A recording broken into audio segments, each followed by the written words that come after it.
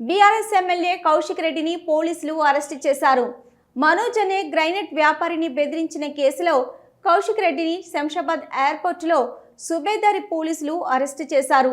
అక్కడి నుంచి వరంగల్లోని సుబేదారి తరలించారు. అనంతరం ఆయనపై భారతీయ శిక్షా స్మృతిలోని సెక్షన్ 308, 308, 352 కింద కేసులు నమోదు చేశారు.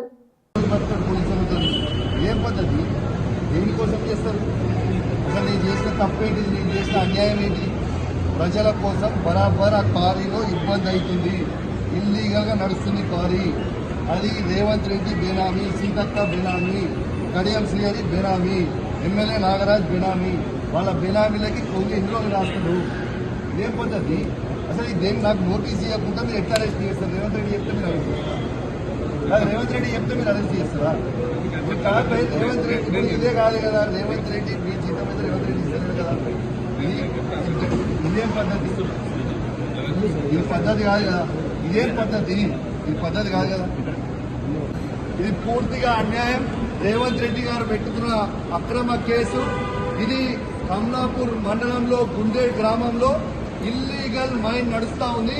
దీనికి ఆయన రేవంత్ రెడ్డి ఆధ్వర్యంలో సీతక్క, తర్వాత కడియం శ్రీహరి, ఎమ్మెల్యే నాగరాజ్ గారి బెనామీ. ఖచ్చితంగా నిలదీస్తాం, ఖచ్చితంగా అడుగుతూనే ఉంటాం. ఊరుకునే ప్రసక్తే లేదు. మీరు చేస్తున్న అన్యాయం. ఇల్లీగల్ మైనింగ్ నడుస్తుంది. అక్కడ కేవలం 2.5 హెక్టర్స్ మాత్రమే ఉంటే ఇలా ఆడ ఇల్లీగల్ మైనింగ్ 20 ఎకరాలలో చేస్తా ఉన్నారు. గుండేడ్ గ్రామ ప్రజలందరికీ కూడా చాలా ఇబ్బంది అవుతా ఉంది. గుండేడ్ గ్రామ ప్రజలు మొత్తం కూడా ఇబ్బంది పడుతూ ఉన్నారని చెప్పి కూడా ఈ సందర్భంగా తెలియజేస్తా ఉన్నాను. ఆ ప్రజలు ఇలా హెల్మెట్లు పెట్టుకొని మరి చేసే పరిస్థితిగా ఉంది. ఇలా ప్రజలందరూ కూడా గమనించాలి. ఇలా రేవంత్ రెడ్డి గారు చేస్తున్న అక్రమ అరెస్టులు, అక్రమ కేసులకి నువ్వు రేవంత్ రెడ్డి గుర్తుపెట్టుకో. నువ్వు ఎన్ని కేసులు పెట్టినా, ఎన్ని బెదిరించినా భయపడేది లేదు.